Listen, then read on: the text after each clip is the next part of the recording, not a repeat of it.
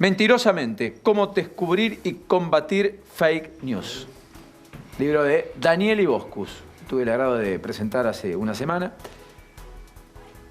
En una librería muy hermosa, muy linda. Bienvenido, Daniel. ¿Cómo estamos? Paulino, un gusto. Y me acordé mucho de vos cuando finalmente hoy Roberto Lavagna va a la justicia y le dice al fiscal de Lelo, mire, se trató de una fake news. Nunca me ofertaron 8 millones de dólares, no sé de qué hablan, nunca hubo plata.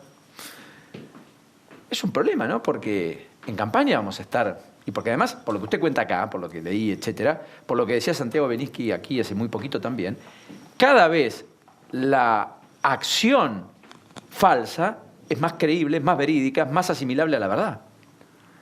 Bueno, la verdad que hay hablando de fake news, la verdad es que hay una preparación previa antes de lanzar una noticia falsa. Hay un trabajo que se sustenta en las creencias que tiene la sociedad. Digo, cuando surge la fake news de Lavagna es porque de un lado de la grieta creen que se podía bajar o cree la gente que es cierto que pueden haberle ofrecido una suma de dinero para que se baje. Porque era el candidato incómodo, el que, no sé, iba y porque era funcional tal vez hacia un sector de esa grieta, ¿no? De a quien le resta verdaderamente el Roberto Lavagna. Y otros que lanzan esta noticia y se aprovechan porque ven una oportunidad para que no se baje. Justamente en otra creencia es que si lo amenazamos y si se termina bajando es porque recibió 8 millones de dólares.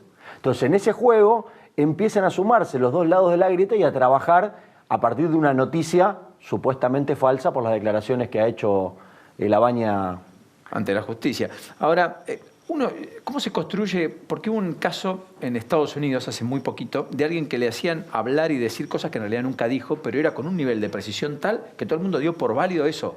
Bueno, eso le pasó a Barack Obama. También le pasó a Obama, tenés razón. Fue justamente a través de una campaña del sector de Donald Trump, un presidente que ha basado su campaña en el 2016 en las noticias falsas, en las fake news, y de ahí ha empezado a replicar en la política, porque las fake news no son nuevas.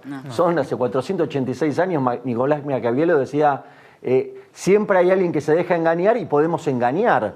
Digo, esta sirve para autoengañarse o para en una discusión sostener posturas. Viste que te dije que se iba a bajar Lavagna, lo ofrecieron. Entonces eso ya está, son preconceptos que están en la mente del elector y la fake news trabaja sobre eso. Y en el caso de Obama, cuando es con videos, es un nuevo término que es todavía mucho más profesional que la fake news, que son las deepfakes.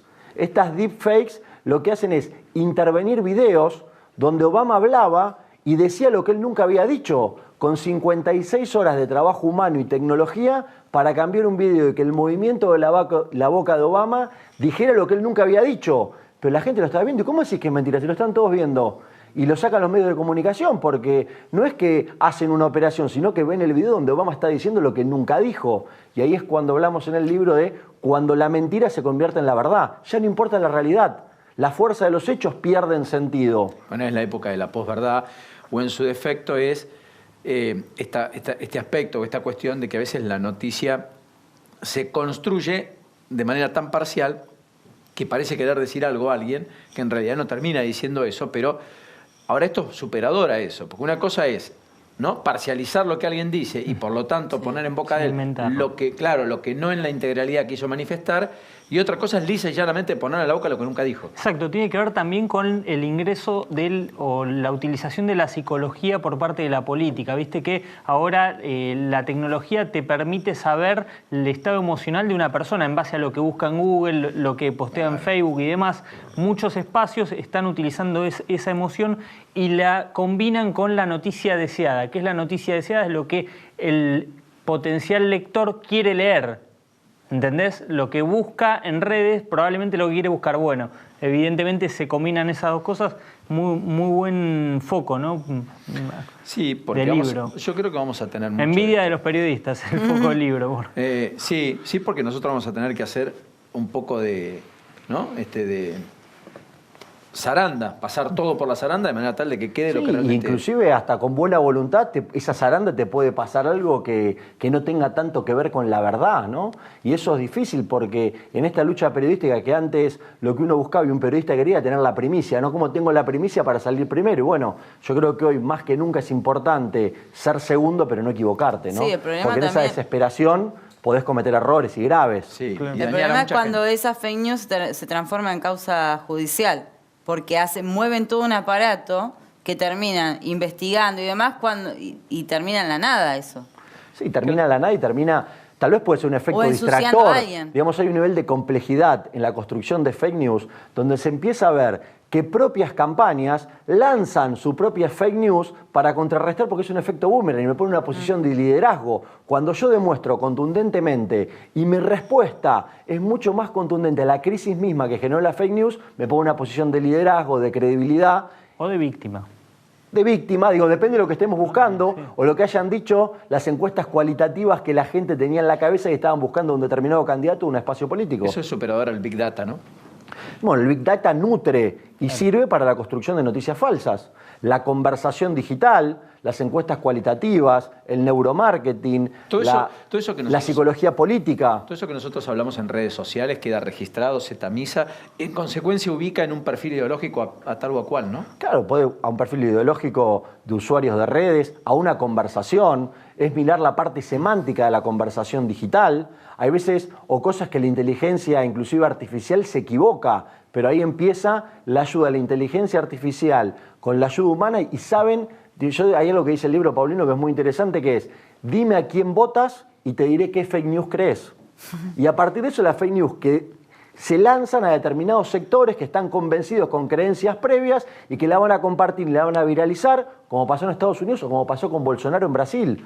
En Estados Unidos fue mucho más fake news y medios que entraban en el juego de la fake news, y en el caso de Bolsonaro fue a través de WhatsApp, donde la propia gente creía y se autoconvencía y discutía y le gustaba autoengañarse para decir tengo razón y avanzaba con esa situación. ¿Te acordás, Paulino, que días atrás tuvimos un debate con la producción sobre si comentábamos que había habido una fake news sobre Vidal? Sobre Vidal, porque decíamos, si lo contamos al aire, como que era una fake news, no, terminamos de alguna manera haciendo el caldo a esa fake news, a que pasó esa fake news, por más de que aclaráramos que había sido fake news.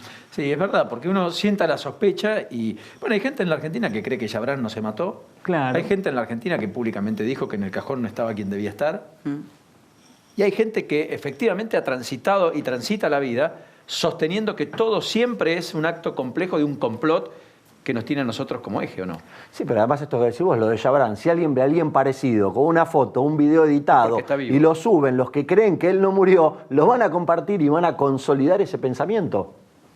Por eso, ni siquiera la imagen de alguien llevándose lo que no es propio convierte a ese en corrupto si la gente entiende que no lo es.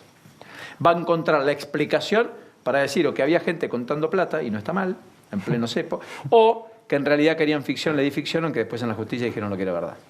Lamentablemente... Y otros dirán que la impericia no existe, que hay un contexto adverso internacional y que sin la ayuda de un presidente que fue a buscar al exterior lo que a otros no le hubieran dado, la Argentina hoy estaría en una situación casi terminal, pese a que muchos dirían que básicamente es por la mala praxis, por la falta de programa integral económico y tantas otras cosas. Hasta diría que se han cambiado frases y mitos que estaban preexistentes en la política, ¿no? Hay uno muy conocido de la única verdad es la realidad. La única verdad es la percepción. La realidad cada vez importa menos. Lamentablemente. Y es algo que me impacta, Daniel, y yo lo decía en la presentación del libro, porque ya no discutimos hechos. Estamos discutiendo quién dice, qué dice y cómo lo dice. Y cuando vos no discutís hechos es un problemón. Y en la Argentina convivimos con años donde no podías discutir si había más o menos pobres porque no había estadística, si había más o menos inflación porque no había estadística y según quien lo dijera vos creías más o menos, o si el PBI crecía o si las exportaciones eran tales o cuales. Es un delirio, digamos, ¿se entiende? No, pero es un delirio y ahí es donde podemos ver en este caso de la pobreza, que vos decís perfectamente, por qué hay noticias falsas que ingresan y otras que no. Claro. Porque tampoco vamos a creer que tenemos menos pobres que en Alemania. Cuando nos vamos de mambo ya pierde racionalidad. Entonces eso no funciona. Las fake news que funcionan parten de un pedacito de verdad, de un pequeño pedacito de verdad para construir un gran relato que no tiene nada que ver con esa verdad. Puesto en el ejemplo que decía de la inflación era cuando Guillermo Moreno decía, pero el pan en la esquina de mi casa vale 2,50 pesos el kilo. Quedó añejo el dato, pero era 2007, cuando empezaba la intervención. Esa panadería a propósito cerró. Pero, digamos... Pues lo vendía muy barato. Como vendía 2,50, pero el pan estaba a 5, 7, familia Matías Tombolini que se ríe, y era así, la gente decía, claro, tiene razón, si ahí vende a 2,50. La inflación, qué sé yo, ¿quién mide? ¿Dónde miden? Gracias. Gracias, Paulino. Un gusto estar.